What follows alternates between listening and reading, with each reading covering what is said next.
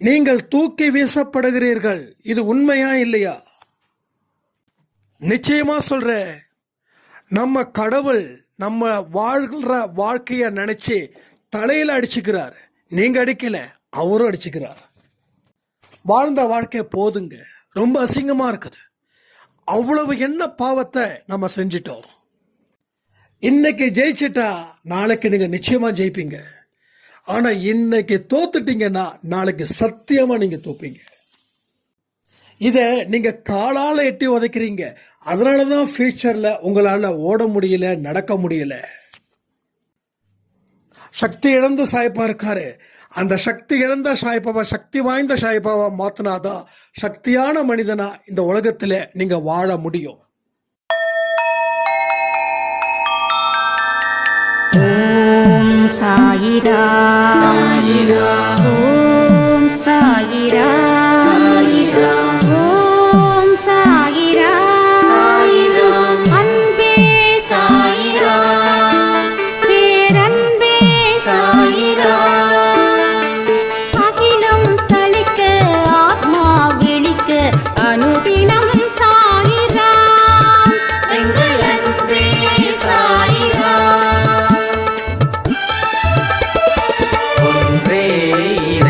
ஒன்றே பூமிக்கென்றும் சாயிரா, சரணம் சாயிரா, நன்றே செய்து வாழ்வோம், நாம் ஒன்றே செய்து வாழ்வோம், அன்பே சாயிரா.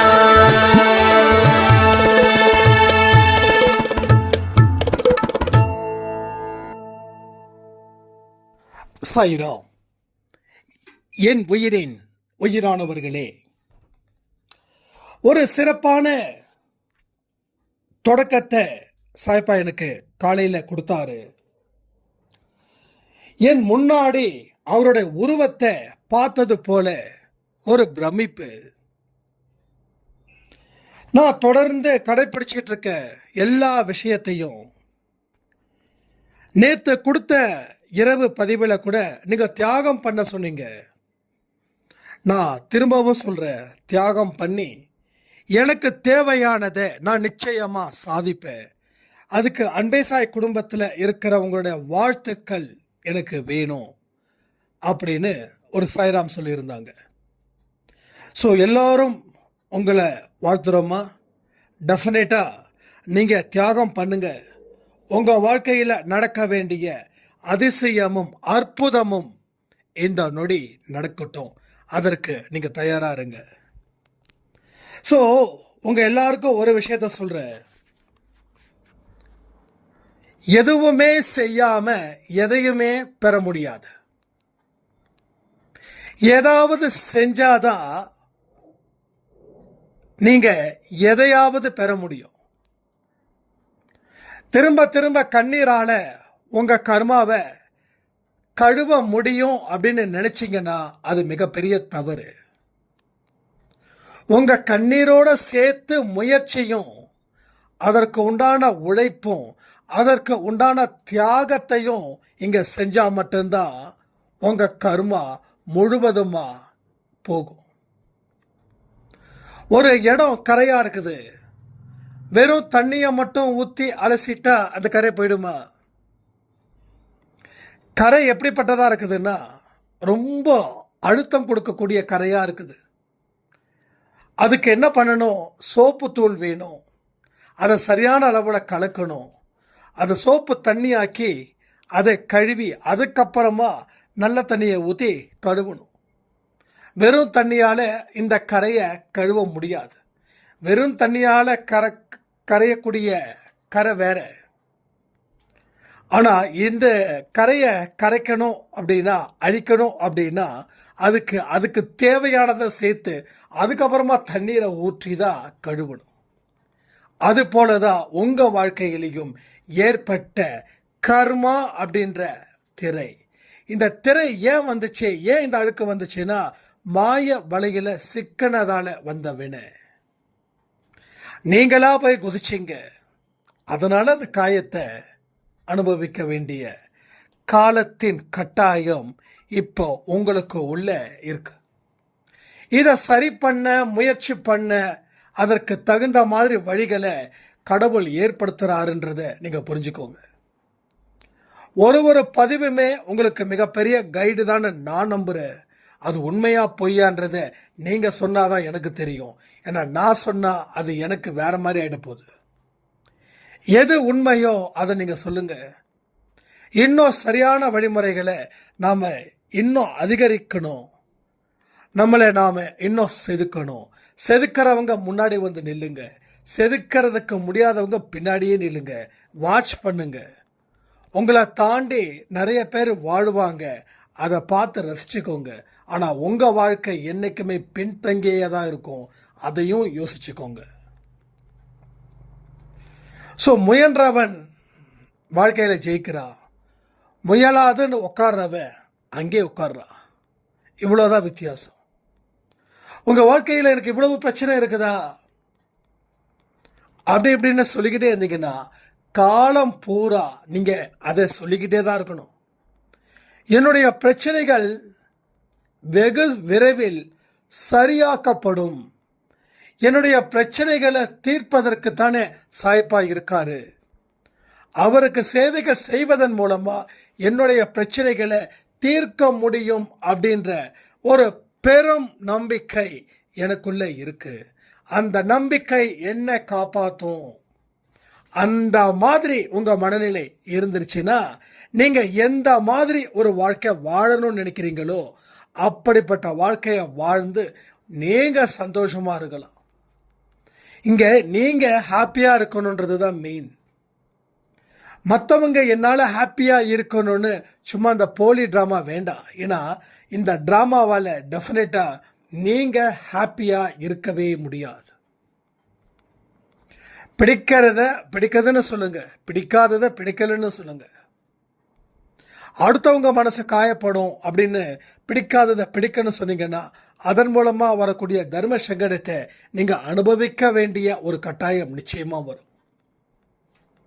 ஸோ சொல்லக்கூடிய வார்த்தைகளை கரெக்டாக ஃபாலோ பண்ணி எதை சரி பண்ணணுமோ அதை முழுவதுமாக சரி பண்ணி வாழ்க்கையில் இறங்குங்க. உங்களுக்கு பின்னாடி லட்சம் பேர் வருவாங்க. பட் நாம் செய்யக்கூடிய விஷயம் என்ன தெரியுமா? நாம் 10-11 ஒருத்தனை ஃபாலோ பண்ணுறோமே தவிர நம்மளை ஃபாலோ பண்ணுற மாதிரி நாம் என்றைக்குமே வாழ்வதற்கு தகுதி இல்லாதவர்களாக வாழ்ந்துக்கிட்டு இருக்கோம். அதுக்கு ஒரே காரணம், மூளை வேலை செய்யலை, மனசு வேலை செய்யுது. ஆனால் அந்த கேடுகட்ட மனசு கேடுகட்டதையே நினச்சி ஃபைனலி வாழ்க்கையில் நீங்கள் தூக்கி வீசப்படுகிறீர்கள். உண்மையா இல்லையா? நீங்கள் தூக்கி வீசப்படுகிறீர்கள். இது உண்மையா இல்லையா? இதை கொஞ்சம் மனப்பூர்வமாக இந்த கேள்விக்கு ஆன்சர் பண்ணுங்க. அப்போ இதை ஆழமாக இதை சிந்திச்சு பார்த்து அதுக்கப்புறமா பதில் சொல்லுங்க. தூக்கி வீசப்படுகிறீர்கள், இது உண்மை. நீங்கள் இல்லை என்று மறுத்தாலும் இது உண்மை. தூக்கி வீசப்பட்டதால தான் உங்கள் வாழ்க்கையில் இன்னைக்கு இவ்வளவு பெரிய ஒரு பின்தங்கின ஒரு நிலை உங்களுக்குள்ளே வந்திருக்குதுன்னா அதை நம்ம சரி பண்ண வேண்டாமா? எவன் என்ன வேண்டான்னு சொல்கிறானோ அவன் நான் வாழக்கூடிய வாழ்க்கையை திரும்பி பார்க்கணுன்னு நினைக்க வேண்டாமா? அதுக்காக அவனுக்காக வாழணுமான்ற வார்த்தையெல்லாம் நான் விடலை. அப்படி நான் சொல்லலை. ஏன்னா வாழக்கூடிய லட்சியம் வேறு, வாழ்ந்துக்கிட்டு இருக்கக்கூடிய வழிமுறைகள் வேறு. லட்சியத்துக்கும் வாழ்ந்துக்கிட்டு இருக்கக்கூடிய வழிமுறைகளுக்கும் வானத்துக்கும் பூமிக்கும் இருக்கக்கூடிய வித்தியாசமாக தான் இருக்குது. ஸோ இன்னொருத்தவங்களை பழி வாங்கணும் அப்படின்றதுக்காக நாம் சிறப்பாக வாழணும்னு நினைக்கிறது தப்பு தான்.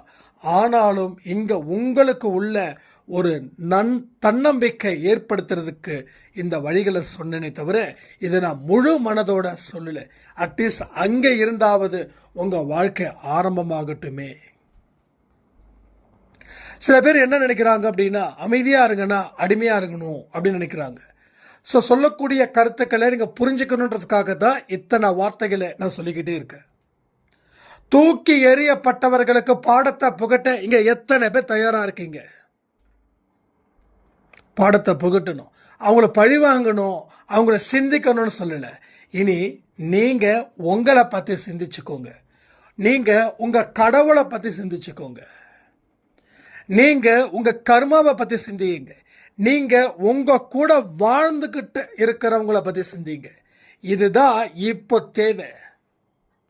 இப்போ தேவை பழைய சோறு, பிரியாணி இல்லை. ஏன்னா பசி. இந்த பழைய சோறில் இருந்து ஆரம்பிங்க, பிரியாணி ஆட்டோமேட்டிக்காக கிடைக்கும். இல்லை நான் பிரியாணிக்காக காத்திருக்கிறேன்னா அது இந்த ஜென்மத்தில் காத்திருக்காது.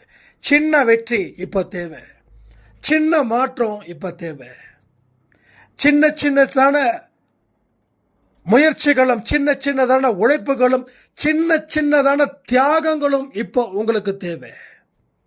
இந்த மூன்றுத்தையும் சரி பண்ணுங்களேன், உலகத்திலையும் ஆள்வதற்கு உண்டான தகுதிகள் இந்த ஜென்மத்திலே உங்க சாயப்பா உங்களுக்கு நிகழ்த்தி தருவார். இது சத்தியமான உண்மை, இது உண்மை. பட் யார் மேலேயாவது குதிரை சவாரி செய்யலான்னு மட்டும் நினைக்காதீங்க, யார் மேலேயாவது தப்பிச்சு போயிடலான்னு நினைக்காதீங்க, யாராவது உதவி செய்ய மாட்டாங்களான்னு நினைக்காதீங்க, உதவி செய்யலைன்னா அவங்களுக்கு உபத்திரம் கொடுக்கணும்னு நினைக்காதீங்க. உங்களுக்குள்ள இருக்கக்கூடிய சக்தியை நீங்கள் உருவாக்குங்க. அது ஏற்கனவே உருவாக்கப்பட்டது தான், அதை மீண்டும் உருவாக்க வேண்டும், அது மீண்டும் உருவாக்கப்பட வேண்டும். ஏன்னா அந்த சக்தியோடைய உண்மையான அதுக்குள்ள ஒரு சக்தி இருக்கும் இல்லையா, அந்த சக்தி கொஞ்சம் இறங்கிடுச்சு. வண்டியில் காற்று போயிடுச்சுன்னா என்னங்க பண்ணுவோம், டயரில் காற்று போயிடுச்சுன்னா என்ன பண்ணுவோம், காற்று அடிப்போம். அதே போல் காற்று அடித்தா அந்த சக்கரம் ஓடும், காற்று அடிக்கலைன்னா வண்டி ஓடாது. ஏன்னா வண்டிக்கு தேவை காற்று. அதே போல தான் டயர் போல ஒரு சக்தி உங்ககிட்ட இருக்குது. அந்த சக்தி இல்லாமல் இருக்குது. அந்த சக்தி இல்லாமல் இருக்கக்கூடிய சக்திக்கு சக்தியை கொடுக்கணும் அப்படின்னா நீங்கள் உணரணும். உணரும் போது தான் அதற்கு தேவையான ஒரு விஷயத்தை உங்களால் செய்ய முடியும். அதற்கு உண்டான வழிமுறைகள் என்னவோ அதை நீங்கள் ஃபாலோ பண்ண முடியும். ஸோ இதையெல்லாம் செய்யும்போது 100க்கு 100 அந்த சக்தி உங்கள் வாழ்க்கையில் ஒரு பெரிய வெளிச்சத்தையும் பெரிய வாழ்க்கையையும் அது ஏற்படுத்துதுன்னா யோசிச்சு பாருங்க. நான் சொன்னது போல உலகிலும் உங்களால் சிறந்த மனிதனாக வாழ முடியும், மதிப்பு மிக்க மனிதனாக வாழ முடியும். அதற்கு போகக்கூடிய உரந்தான் இந்த ஜென்மம். ஸோ இந்த ஜென்மம் முக்கியம். ஏன்னா நிறைய பேருக்கு இந்த ஜென்மம் ஏண்டா அப்படின்னு சொல்லி தலையில் அடிச்சுக்கிறீங்க. ஸோ யாரெல்லாம் தலையில் அடிச்சுக்கிறீங்களோ அவங்க கமெண்ட் பண்ணுங்க, அவங்களுக்கு அடுத்த ஒரு வெயிட் இருக்குது. நீங்கள் எங்கே தலையில் அடிச்சுக்கிறீங்களோ உங்களை படைச்ச கடவுளும் நீங்கள் தலையில் 10 அடி அடிக்கிறீங்கன்னா அவரோட தலையில் 20 அடி அடிக்கிறாரு. இவங்கள போய் நம்ம படைச்சிட்டோமே, இவங்களுக்கு தேவையான அத்தனையும் கொடுத்தோமே, ஆனால் எதையுமே பயன்படுத்திக்காம வாழ்க்கையில் இழந்து போனதை பற்றியும் வாழ்க்கையில் ஒன்றுத்துக்கும் ஆகாத ஒரு விஷயத்தை பற்றி பேசுகிறதும் சிரிக்கிறதும் அதை நினச்சி அழுவுறதும் அதை நினச்சி அந்த விரக்தி தன்மையிலேயே அவங்க தன்னை மாய்த்து கொள்வதை நினைக்கும் போது படைச்ச கடவுள் தலையில் தட்டி அழமாட்டாரா, தலையில் அடிச்சுக்க மாட்டாரா? ஸோ படைத்த கடவுளை எனக்கும் கடவுள் தலையில் அடிச்சுக்கிட்டார். ஸோ உங்களுக்கு அடிச்சிருப்பார். இங்கே விஷ்ணு சாய்ராம் இருப்பார், இவனை போய் படைச்சிட்டோம்னா அவருக்காகவும் தலையில் அடிச்சிருப்பார். ஸோ எல்லா மனுஷனுக்கும் தலையில் கண்டிப்பாக கடவுள் அடிச்சிருப்பார். இவங்கள போய் நாம் படைத்தோமே, இவங்களுக்கு தேவையானதை கொடுத்தோம், முன்னுக்கு வராமல் இவங்க பின்னுக்கு போவதற்கு உண்டான அறிவை மட்டும் பயன்படுத்திக்கிறாங்களே, அந்த அறிவு இவங்களுக்கு பேரறிவை கொடுக்காதா அப்படின்னு.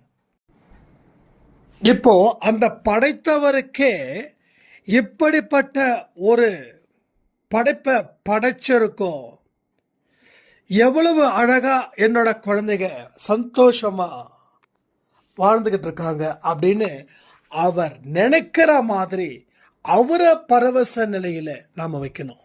முடியுமா? எத்தனை பேருக்கு முடியும்னு சொல்ற தில்லு இருக்குதுன்னு கொஞ்சம் கமெண்ட் பண்றீங்களா? ஏன்னா வாழ்ந்த வாழ்க்கை போதுங்க, போதும். இந்த வாழ்க்கை வாழ்கிறதுக்கு நமக்கே ரொம்ப அசிங்கமாக இருக்குது. அப்படி என்ன நம்ம பெரிய தப்பு பண்ணிட்டோம்?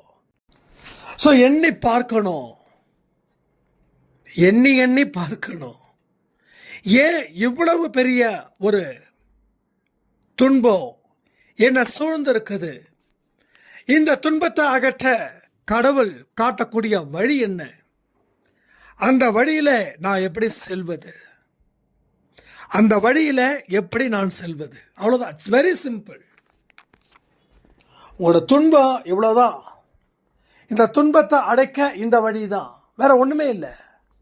அந்த வழியில் போனால் அந்த துன்பத்தை நிச்சயமாக தீர்க்கலாம். ஆனால் இன்னைக்கு காலையில் தான் விஷ்ணு சாய்கிட்ட ஆடியோ கொடுக்கும்போது, வாக்கிங் போகும்போது பேசினேன்.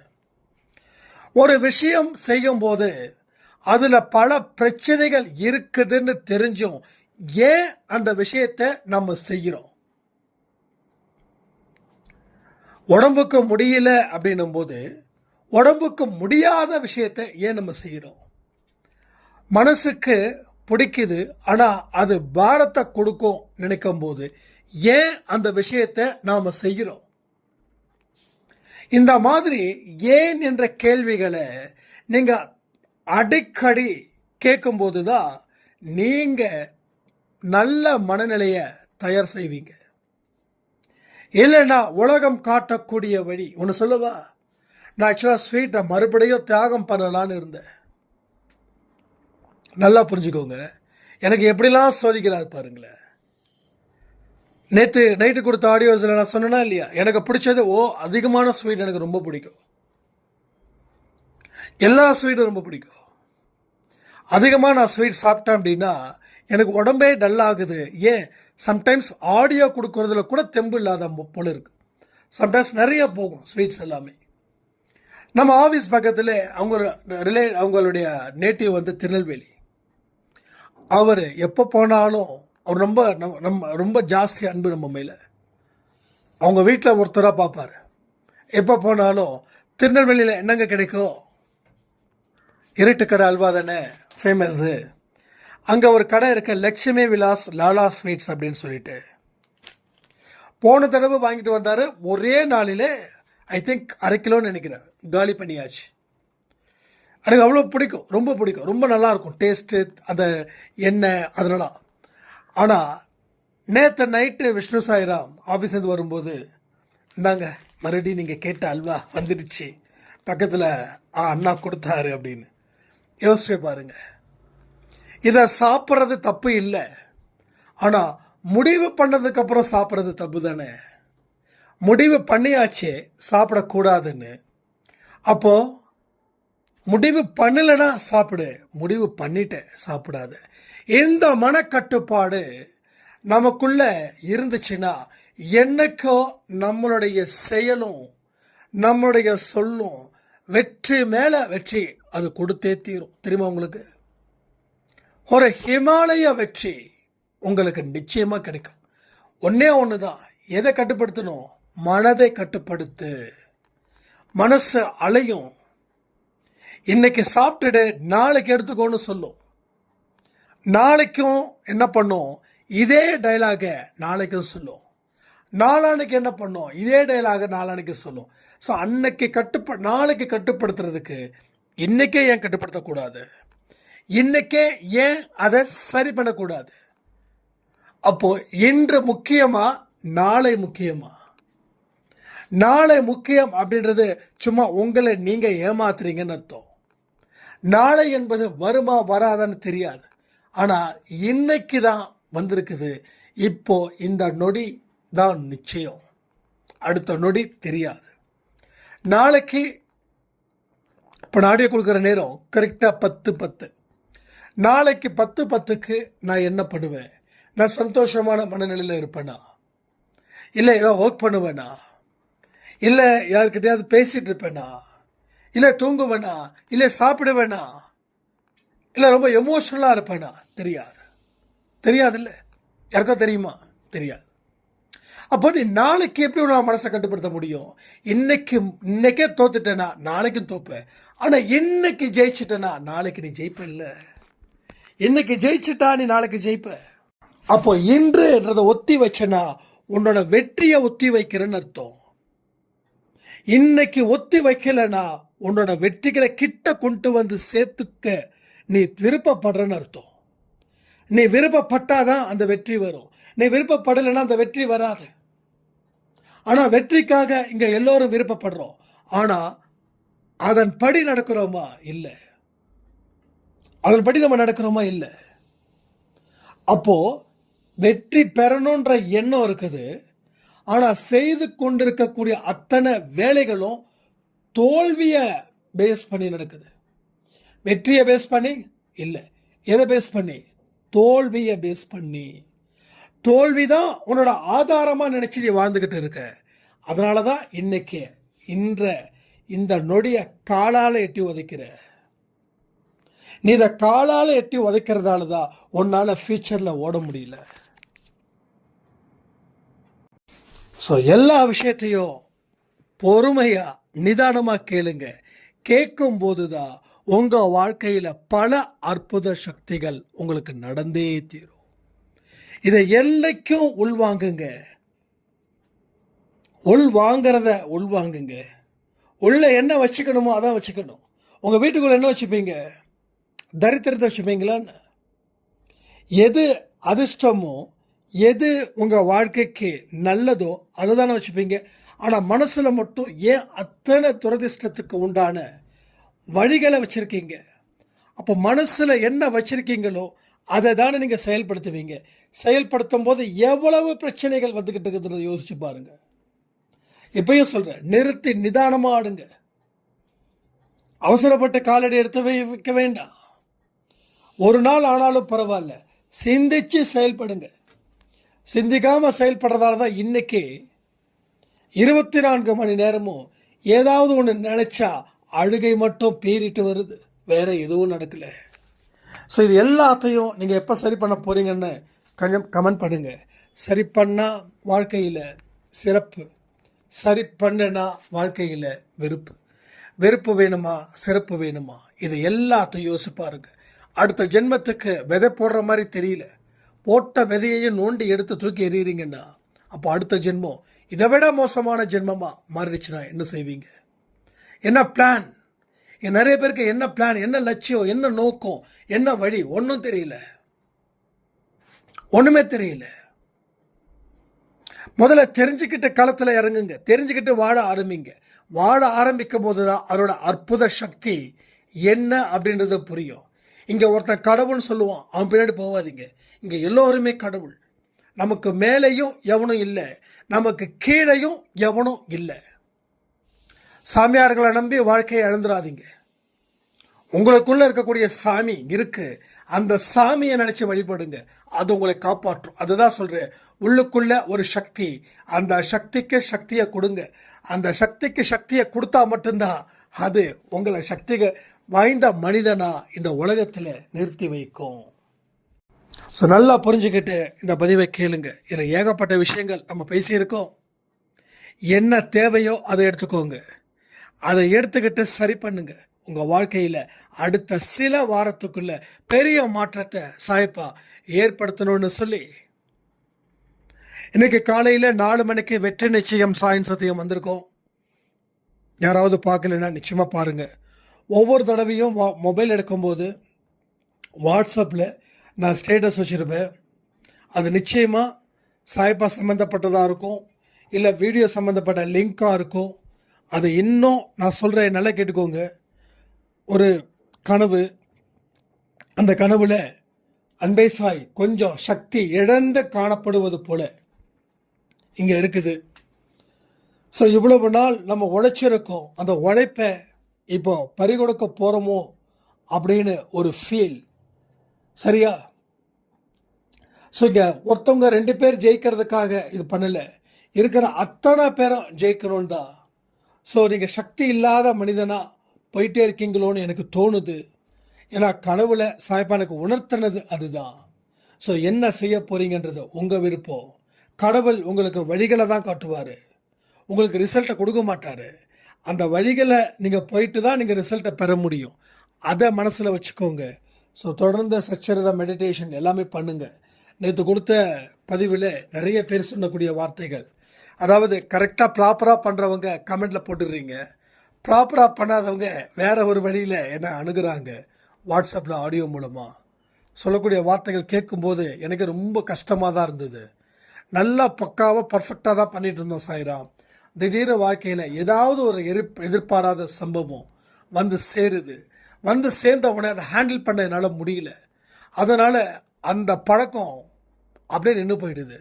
மீண்டும் செய்யணும் அப்படின்னு நினைக்கிறேன், அது எனக்கு அவ்வளவு எளிதில் கிடைப்பது இல்லை. என்னோடய பிரச்சனையே இங்கே தான், எனக்கு இங்கே தான் நான் மாட்டி முடிச்சிட்ருக்கேன். ஆனாலும் இனிமே நான் தொடர்ந்து அன்பே சாய் ஆடியோவை கேட்குறேன். அன்பே சாய் ஆடியோவில் சொல்லக்கூடிய விஷயத்தை திருப்பி திருப்பி நான் செஞ்சே என்னுடைய வாழ்க்கையில் லட்சியத்தை நான் தீர்மானித்து அந்த தீர்மானித்ததன் வழியில் சென்று நான் வெல்லுவேன், என்னை மன்னிச்சிடுங்க அப்படின்னாங்க. கண்டிப்பாக உங்களுக்கு மன்னிப்புகள் சாயப்பாக்கிட்டே இருந்து இந்த நொடி இந்த நிமிடம் வழங்கப்படுகிறது. நீங்கள் சொன்னதை உறுதிப்படுத்தினா உங்களுக்கு மன்னிப்பு, நீங்கள் சொன்னதை உறுதிப்படுத்தலைன்னா உங்களோட பாவங்கள் மீண்டும் தொடர் கதையாக மாறிவிடும். இதெல்லாம் யோசித்து என்ன செய்யணுமோ அதை செய்யுங்க. அன்பே சாய் என்றைக்குமே உங்களுக்கு கூடவே நிற்கும். உங்களுக்கு தேவையானவைகளை அத்தனையும் அது பெற்றுத்தரும். அள்ளி கொடுக்கக்கூடியவர் தான் சாய்பாவோட கை, கிள்ளி கொடுப்பவர் அவர் அல்ல. அவரோட குழந்தைகளும் அள்ளி கொடுப்பவர்களாக இருக்க வேண்டும். இன்னமும் யாராவது சாப்பாடு போடல கொடுக்கல அப்படின்னா தயவு செய்து காலத்தை தாழ்த்தாதீர்கள். இங்கே நிறைய சாய்ராம் கூகுள் பேயில் எனக்கு 10 ரூபா 50 ரூபா அனுப்பியிருக்கீங்க. தயவு செய்து எனக்கு வந்து அந்த அனுப்பியிருக்கீங்க. எனக்கு வாட்ஸ்அப்லேயும் உங்களோட நேம் வந்து முழுசாக போடுங்க. ஏன்னா வாட்ஸ்அப்பில் நான் வந்து சில நம்பர் சேவ் பண்ணவே இல்லை. நீங்கள் ஸ்க்ரீன்ஷாட் பண்ணுறீங்க, சில பேர் ஸ்க்ரீன்ஷாட் கூட பண்ணுறது இல்லை. ஸோ நீங்கள் கொடுக்குற 10 ரூபா 1 ரூபா 50 ரூபா 1000 10,000 லட்சம், நான் சும்மா உங்களுக்கு பேருக்காக நான் சொல்லலை. அந்த சாய்ப்பா மேலே சத்தியமாக எனக்கு எல்லாமே ஒன்று தான். நீங்கள் 1 ரூபா கொடுத்தாலும் அது யாருக்காவது சாப்பாட்டுக்கு தான் போகுது, 100 ரூபா கொடுத்தாலும் யாருக்காவது சாப்பாட்டுக்கு தான் போகுது. ஸோ எனக்கு தான் அனுப்பணும் அப்படின்னு நான் சொல்லவே இல்லை. நீங்கள் யார் உங்களுக்கு ஜெனிவனாக இருக்கிறாங்களோ அவங்களுக்கு அனுப்புறது எனக்கு ரொம்ப ரொம்ப பிடிக்கும். ரெண்டாவது, உங்கள் கையால் நீங்கள் வாங்கி கொடுக்கறதுல தான் எனக்கு விருப்பம். உங்களால் முடியலடா மட்டும் எனக்கு அனுப்புங்க. அதே மாதிரி எனக்கு அனுப்பணும்னு எங்கேயுமே நான் சொல்லவே இல்லை. நான் ஆரம்பத்தில் இருந்தே நான் சொல்லக்கூடிய ஒரே வார்த்தை, உதவிகளை உங்கள் கைகளால் நீங்கள் செய்யுங்கள் அப்படின்னு. அப்போ செய்ய முடியலன்னா அனுப்புங்கள் அப்படின்னு சொல்லியிருக்கேன். ஸோ அதனால் உங்கள் கையாலேயும் உதவிகள் நிச்சயமாக செய்யுங்க. அது ரொம்ப ரொம்ப ரொம்ப ரொம்ப சிறப்பானது. நான் பலனை பற்றிலாம் பேசலை, நான் பலனை பற்றி பேசக்கூடியவங்க கிடையாது. ஒரு நல்லதை செஞ்சால் இந்த பலன் அப்படின்னு அளவு வச்சா அது ரொம்ப தப்பாக போயிடும், ஒரு வியாபாரம் பண்ணுற மாதிரி ஆகிடும். ஸோ அப்படி கிடையாது. நீங்கள் எனக்கிட்ட கொடுத்தாலும் அது உணவில்லாதவர்களுக்கு போய் சேரும், நீங்கள் செய்தாலும் உணவில்லாதவர்களுக்கு போய் சேரும். ஆனால் நீங்கள் உதவிகள் செய்யும்போது, உதவி பெறுபவரோட கண்களை பார்க்கும்போது, அந்த கண்களில் இருக்கக்கூடிய அந்த இறைத்தன்மை உங்களுக்கு இன்னமும் நிறைய உதவிகள் செய்யணும்னு தோணும். ஸோ கொடுக்கிறவர் கடவுள்னா அவரோட குழந்தையும் கொடுப்பவராக தானே இருக்குன்னு சொல்லி இந்த பதிவை நான் முடிக்கிறேன். ஜெய் சாய்ராம்.